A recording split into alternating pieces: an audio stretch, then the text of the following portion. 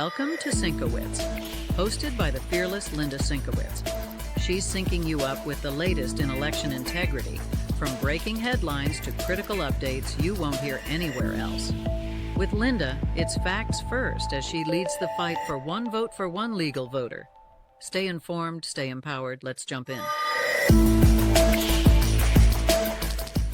Hi, and welcome to SYNC-O-WICZ. I'm Linda SYNC-O-WICZ. I'm the founder and CEO of Fight Voter Fraud. You're watching us on OBBM Network TV, Rumble, YouTube, and a whole bunch of other platforms. So thank you so much. We are actually doing a special edition this week because obviously it's the holidays, the end of the year. And it was a suggestion of my technical producer, Tim Harriman, who you guys don't see. He's behind the scenes. Every once in a while, you'll hear him laughing, especially when I have some bloopers. So I had him pick out the stories that he thought you'd be interested in, and we'll do a little follow-up on them. So we're going to be talking about 4 different stories, and then we will, of course, go to my final thoughts. So the first story we're going to talk about, it was originally aired on our episode 6 back on May 6th of 2025. The follow-up story is done December 26th, and it's by Fox News. New motion seeks former Colorado clerk Tina Peters' release, challenging state after Trump's pardon. Now, former GOP county clerk was convicted of official misconduct, and she remains in prison as state argues federal pardon has no jurisdiction. I got to tell you, the state of Colorado will do anything they can to keep an innocent person in jail. Now, as you remember, all Tina Clerk was doing her job to retain evidence which she thought was going to be destroyed back in 2020. Now, the attorneys representing Tina Peters filed a motion seeking to have the former Colorado county clerk released from jail and for an appellate court to recognize a pardon recently issued by President Donald Trump. Tina Peters was pardoned by President Donald Trump earlier this month and spent her Christmas in a Colorado prison after being convicted in October 2024 as the state resists pressure from Trump. The motion obtained by Fox News Digital was filed December 23rd and outlined why Peters should be released. Quote, "There is no question that the pardon forgave federal offenses," the motion states. However, the pardon also forgave Colorado state court convictions for actions Clerk Peters may have committed or taken part in related to election integrity and security during the applicable time period, unquote. Now, Peters was a Republican law clerk, was convicted of official misconduct, conspiracy, and influencing a public servant, according to Colorado state law, after she allowed unauthorized access to voting equipment on suspicions that the 2020 election may have been stolen from Trump. She was sentenced by a Colorado judge to 9 years in prison on October 2024. Now, Trump issued a pardon in early December of 2025, stating on Truth Social that Peters is, quote, "a patriot who simply wanted to make sure our elections were fair and honest," unquote. Quote, "Instead of protecting Americans and their tax dollars, Democrats chose instead to prosecute anyone they can find that wanted safe and secure elections," Trump posted. Now, quote, "Democrats have been relentless in their targeting of Tina Peters, a patriot who simply wanted to make sure that our elections were fair and honest. Tina is sitting in a Colorado prison for the crime of demanding honest elections," unquote, Trump continued. Quote, today I'm granting Tina a full pardon for her attempts to expose voter fraud in the rigged 2020 presidential election, unquote. Now, Colorado officials and the court argue that the federal government has no jurisdiction over the proceedings, that a pardon applies only to federal cases. Quote, we're not surprised by President Trump shouting into the wind and issuing a meaningless pardon for a friend of his and fellow election denier Tina Peters, said Colorado Democrat Party Chair Shad Morib to Fox News Digital in early December. Quote, the president has no legal authority to demand her release, unquote. This is hard to read, honestly. We have a patriot who is doing her job to ensure the elections are fair and honest. And she realized that there was some hanky-panky that was going to be going on. And because of that, she was arrested and sentenced to 9 years in prison for doing her job. So President Trump pardoned her. It was a federal election, by the way. Anything that happens in a federal election is covered by a federal pardon, as far as I'm concerned. But these Colorado Democrats want to keep her in prison. So, of course, we have court proceedings that are going to be happening and are happening with this. So anyway, in a statement to Fox News Digital, Peter's attorney, Peter Tickton, said the pardon should be applicable to state charges. Quote, I have great confidence that the appeal will be determined in Tina's favor, Tickton explained. However, the pardon, which was issued by the grace of President Trump, and for which we are extremely grateful, could have put us in a difficult position. Contrary to Colorado's governor, we see the pardon as applicable to state charges, Peter's attorney added. Hence, the Colorado Court of Appeals may or may not have jurisdiction to hear the appeal which is pending, unquote. The court issued a response obtained by Fox News Digital to the motion on Christmas Eve, stating that the prosecution must file a response by early January and did not offer any official stance on the motion. Peters is expected to spend New Year's Day in prison as proceedings remain stagnant until the early January deadline. I mean, this is just awful. She's been in solitary confinement. I mean, she's not in good health. There's all kinds of things that they have done to her. And this has got to be resolved. And we can't ever let this happen again, where someone who is doing their job, protecting the integrity of the elections, is put in prison for 9 years. Unbelievable. So we're really hoping that we can get through this, as much as the far left-leaning Democrats in Colorado are trying to stop it and keep her in prison. It's awful, beyond awful. So please write to the governor of Colorado to have her released. I mean, I know there's thousands and thousands of people have been doing it, and we need to get her out of jail. This is ridiculous. So that was our first story, chosen by Tim Harriman, my technical producer here at SYNC-O-WICZ. The next story we originally talked about on May 21st on our episode 9. And this story is from Michigan Public from November 19, 2025.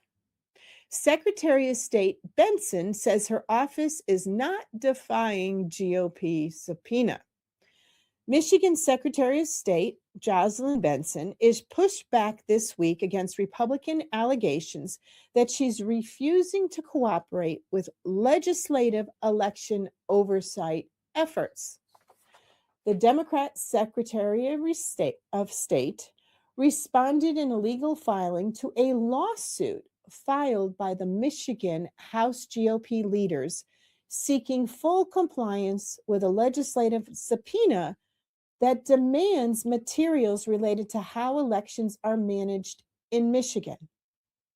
House Republicans and Benson, who is also a leading candidate for the Democrat gubernatorial nomination, have been at odds over the State House Oversight Committee's inquiry into election procedures. Now, the committee voted in April to authorize the subpoena. The materials at issue include non-public details from the qualified voter file, computer technology, and procedures for securing ballots and voting equipment to keep them safe from tampering. The Secretary of State has said the requested materials also include information that could help bad actors gain access to secure communication systems used to report problems and specific locations for election worker training. Now, Oversight Committee Chair Jay DeBoyer, he is a Republican from Clay, later followed up with the lawsuit alleging foot dragging by Benson's office in getting the committee the material it is demanding. Benson's response said her office had shared much of what the House Oversight Committee has demanded, but will not share materials without first reviewing the materials and redacting portions that could jeopardize election security or violate voters' privacy. Quote, defendants deny that they are in defiance of the subpoenas, where they have provided plaintiff and the Oversight Committee with hundreds of pages of unredacted training material and dozens of videos responsive to the subpoenas, and have offered to produce other records in a redacted format to plaintiff, said the reply by Assistant Attorney General Heather Meincast. Now, once again, Michigan giving pushback for stuff that should be handed over and saying, oh no, it's going to make it so that bad actors can do something nefarious. No, it's not. No, it's not.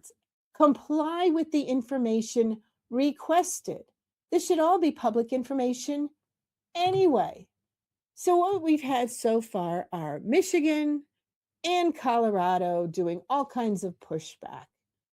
This is just ridiculous. I mean, it just goes on and on and on and on. And Jocelyn Benson, again, is running now for governor. Oh, you've done such a fantastic job as Secretary of State. Why not run for governor? And remember, we had that little bit of a problem when she announced a number of months ago that she was going to be running for governor. And here's that issue with that. She announced it inside a government building, which is a clear violation of law. But after the Attorney General looked at it, here's the problem. The only one who could file the complaint against her is the Secretary of State. She's the one who had the violation. So since she didn't file the allegations against herself for announcing in a state building, which is illegal, nothing can be done. Isn't that ridiculous? Absolutely ridiculous. So there are two stories that we have talked about during the year that we have brought you up to speed now on what's going on with that. We're going to go to a quick break and we'll be right back. At Fight Voter Fraud, we work to ensure every legal vote is counted, and no unlawful vote ever diminishes the voice of we the people. We're fighting for you, in courtrooms and communities nationwide, to protect transparency, accountability, and fairness in every election. Our mission is simple: one vote for one legal voter. This is our country, this is our vote, let's protect it together. Hi, and welcome back to SYNC-O-WICZ. Again, I'm Linda SYNC-O-WICZ. I'm the founder and CEO of Fight Voter Fraud. As we had said in the beginning, this is our special edition, end of the year, kind of a wrap up. We're talking about 4 stories. We've already talked about 2 of them before the break. We've got 2 more. And then, of course, you have my final thoughts, which I can never go without. And for some reason, I kind of have my opinion today that's been sort of inserted into a couple of the stories. So we're going to go on to our third story. Now, this third story we're going to talk about was originally aired on our 26th episode on September 23rd, 2025. And again, it was my technical producer who pulled these stories for the updates. And he pulled a story from the AP, the Associated Press. We know how reliable they are. Sorry about that. From October 15th, 2025. Now, the Supreme Court seems inclined to limit race-based electoral districts under the Voting Rights Act. The Supreme Court on Wednesday appeared ready to gut a key tool of the Voting Rights Act that has helped root out racial discrimination in voting for more than half a century, a change that would boost Republican electoral prospects, particularly across the South. During the 2.5 hours of argument, the court's 6 conservative justices seemed inclined to effectively strike down a Black majority congressional district in Louisiana because it relied too heavily on race. Such an outcome would mark a fundamental change in the 1965 Voting Rights Act, the centerpiece of legislation of the civil rights movement that succeeded in opening the ballot box to Black Americans and reducing persistent discrimination in voting. Now, this act was put in 1965. It is now 2025. And we know a lot has changed in the last 60 years. So keep that in mind as you're listening to this story. A ruling for Louisiana could open the door for legislators to redraw congressional maps in southern states, helping Republicans' electoral prospects by eliminating majority Black and Latino districts that tend to favor Democrats. Legislatures already are free to draw extremely partisan districts subject only to review by state courts because of the 2019 Supreme Court decision. Now, just 2 years ago, the court, by a 5-4, affirmed a ruling that found a likely violation of Section 2 of the Voting Rights Act in a similar case over Alabama's political boundaries. Now, Chief Justice John Roberts and Chief Justice Brett Kavanaugh joined their 3 more liberal colleagues in the outcome. Roberts and Kavanaugh struck a different tone Wednesday, especially in their questions to civil rights lawyer Janiyah Nelson. The Chief Justice suggested the Alabama decision was tightly focused on its facts and should not be read to require a similar outcome in Louisiana. Kavanaugh pressed Nelson on whether the time has come to end the use of race-based districts under the Voting Rights Act rather than, quote, allowing it to extend forever. Remember, 60 years. A lot has changed in 60 years. The court's liberal justices focused on the history of the Voting Rights Act in combating discrimination. Getting remedy of redrawing districts only happens if, as Justice Elena Kagan said, a court finds a specific identified proven violation of the law, unquote. A mid-decade battle over congressional redistricting already is playing out across the nation after Republican President Donald Trump began urging Texas and other GOP-controlled states to redraw their lines to make it easier for the GOP to hold its narrow majority in the House. The court's conservative majority has been skeptical of considerations of race, most recently ending affirmative action in college admissions. Now, 12 years ago, the court bludgeoned another pillar of the landmark voting law that required states with a history of racial discrimination to get advance approval from the Justice Department or federal judges before making any election-related changes.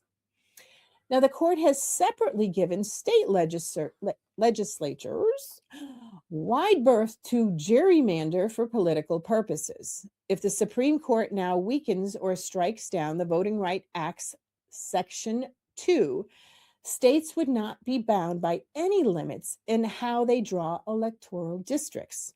Such a result would be expected to lead extreme gerrymandering, by which whatever party is in power at the state level. The court's Alabama decision in 2023 led to new districts there, and in Louisiana that sent 2 more Black Democrats to Congress.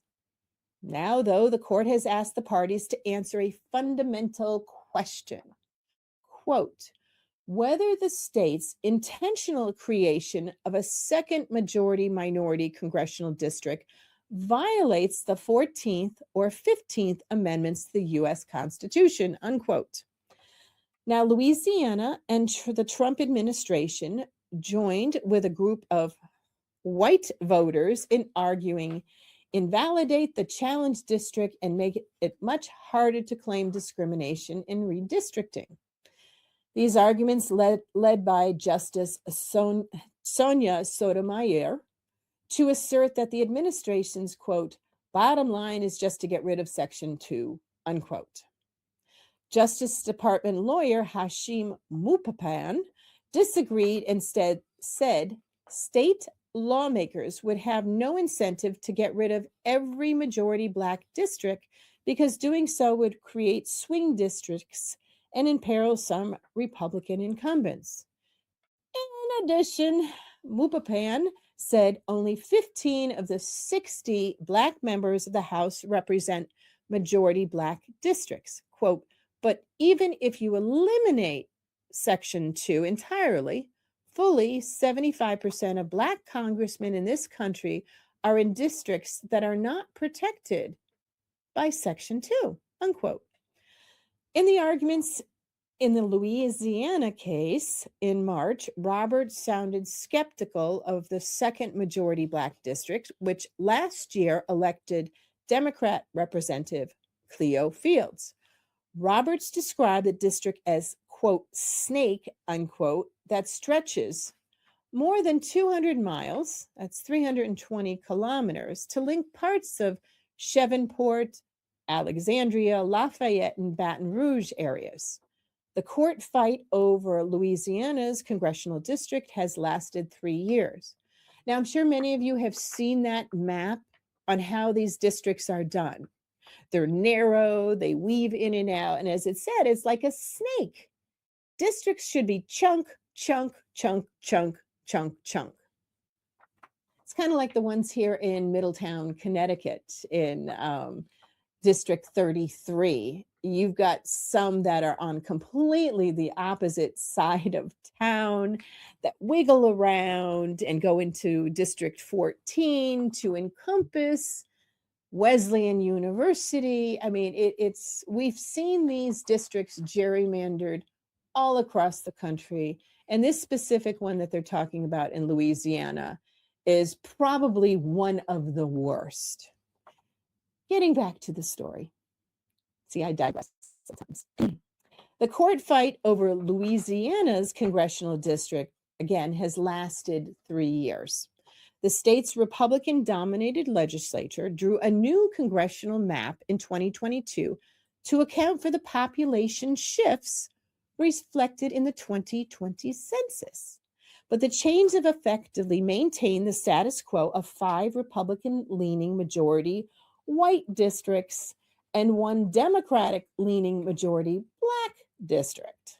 So civil rights advocates won a lower court ruling that the districts likely discriminated against Black voters.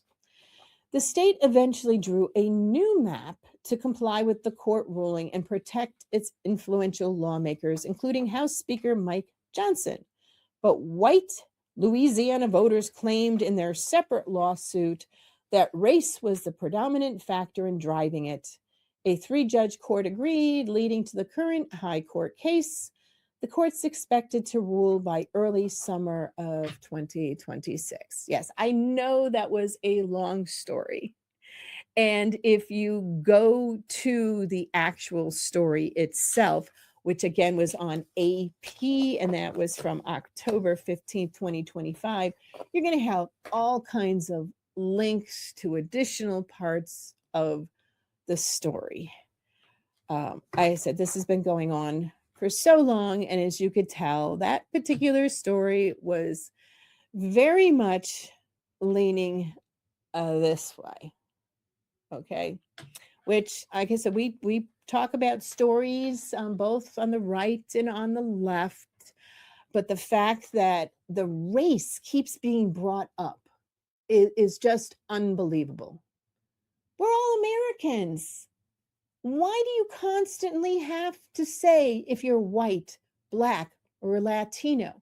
If you are a legal American, notice how I said legal American, U.S., United States, American, that's all we should be looking at, not at race, because if you keep driving race into it, you start making another divide, more of a divide. Come on, 60 years since 1965, and this Voting Rights Act was put in place. Let's stop looking at race. Start looking at the people who live there and just make them equal chunks. I think with the congressional districts, it's something like they all need to have something about like 750,000 people in each of those districts. That's how the stuff is divided out. But that was ridiculous. Absolutely ridiculous. Not that I have an opinion. All right.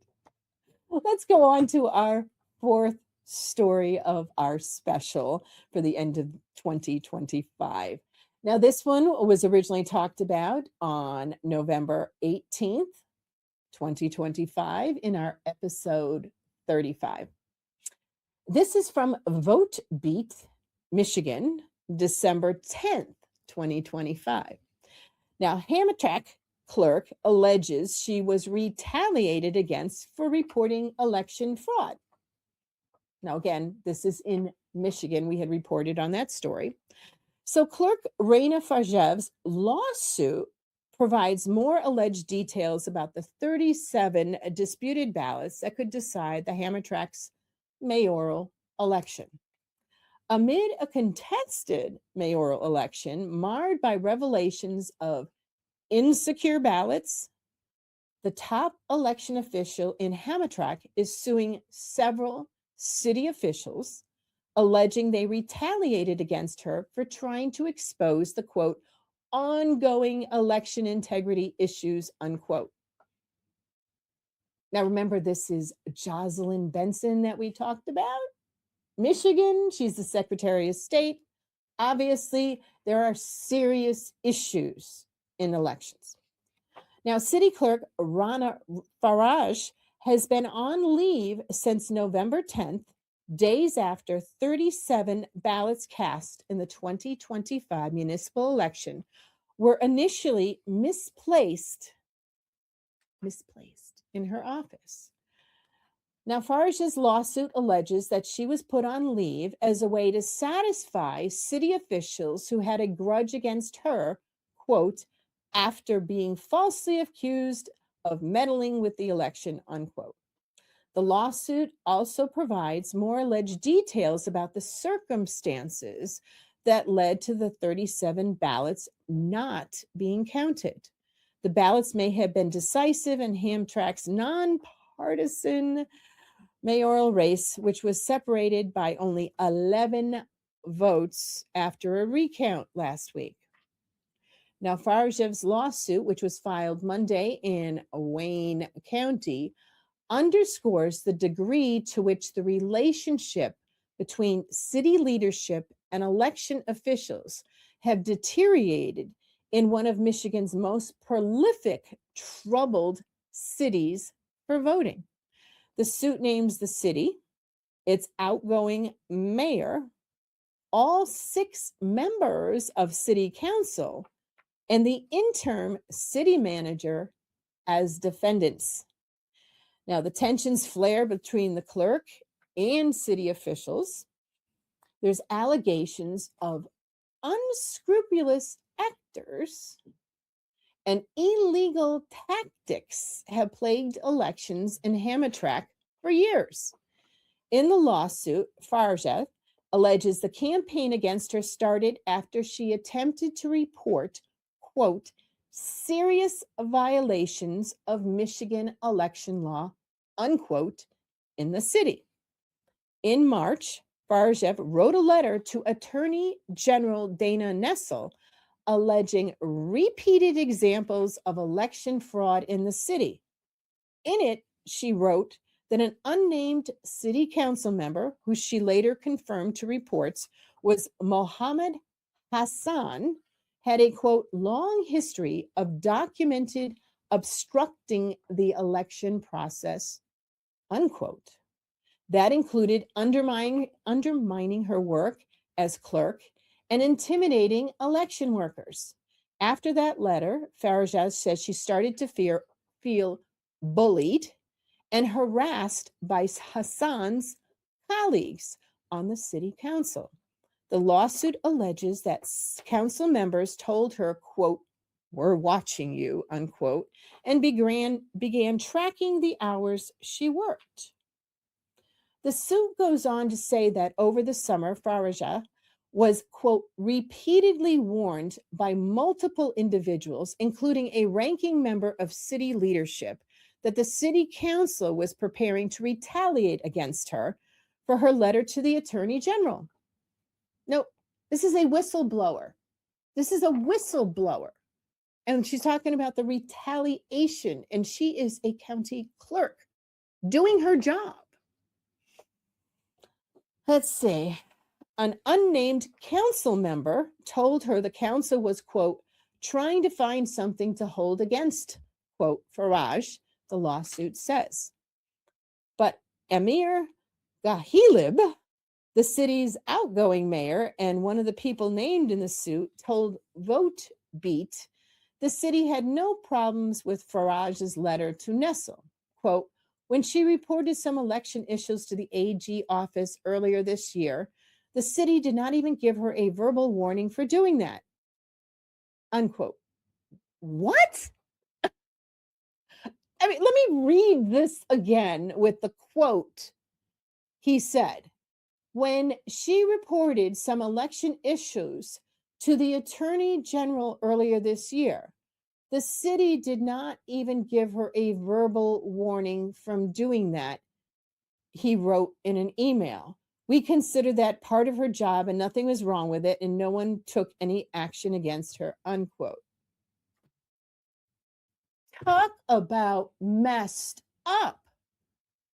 Thank God, first of all, that she's not in Colorado, because they would have put her in jail. I mean, for doing it, because obviously doing your job and reporting problems with elections as your job is a problem for them in Michigan. Now, I got to say kudos to her for standing up to this, and everyone else across the country that is an election official for standing up against what you see is wrong. Now, we're going to take another quick break, and we'll be right back for my final thoughts. We need your help to ensure one vote for one legal voter. Join Fight Voter Fraud.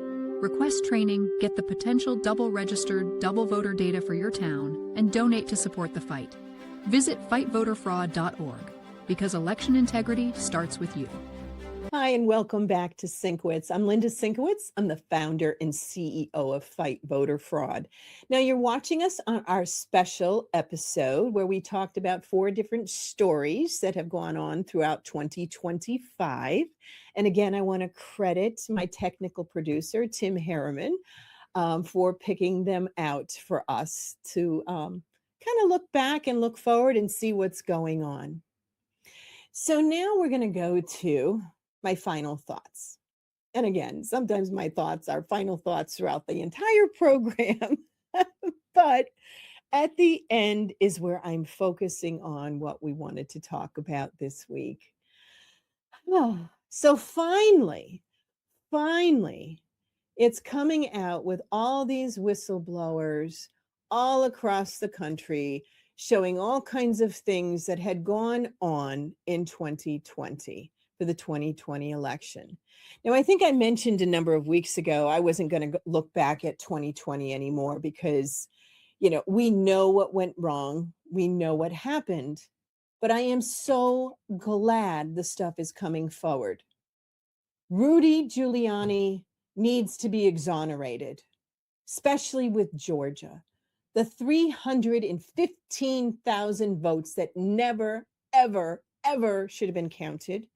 The stuff that he brought up in 2020 as far as it being a rigged election. And yes, it was. And for those of you who don't like my use of the word rigged, I'm sorry. Not really. Not really. Because it was rigged. All of us in the know had spent the last 4 years prior to the November 2024 election knowing all this stuff. Everything that's coming out now is not new. It is stuff that has been looked at, delved into, and ignored, completely ignored by the Biden administration. And as you'll see in 2026, and I pray to God that the people who did the stuff illegally are held accountable. A lot of the stuff that was done, it wasn't a mistake. It was intentional. And getting back to Rudy Giuliani, he was convicted of 13 felony counts and like $148 million. They took everything from him. He should be made whole again. And the people responsible should be the ones held accountable for this. Many lives were destroyed. Many families were destroyed because those of us that knew and saw what was going on and the nefarious things, and there are so many. I mean, how could you have more votes than you actually have people in your county and have them say, oh, no, that's fine. It's okay. All the illegals, I know it's only trickling out, a few thousand here, a few thousand there. We're going to find a lot more than a few thousand. Now, this is not a conspiracy theory. It is fact. Everything that is coming out. But here's the problem with the facts moving forward for those of us who like to actually have the knowledge and the receipts of what has happened. You have the mainstream media, the fake media, not talking about any of this. They don't want to talk about it. So you still have all the left-leaning liberals calling us conspiracy theorists, calling us racist, calling us all kinds of horrible, horrible names. And it's because they are not getting the information.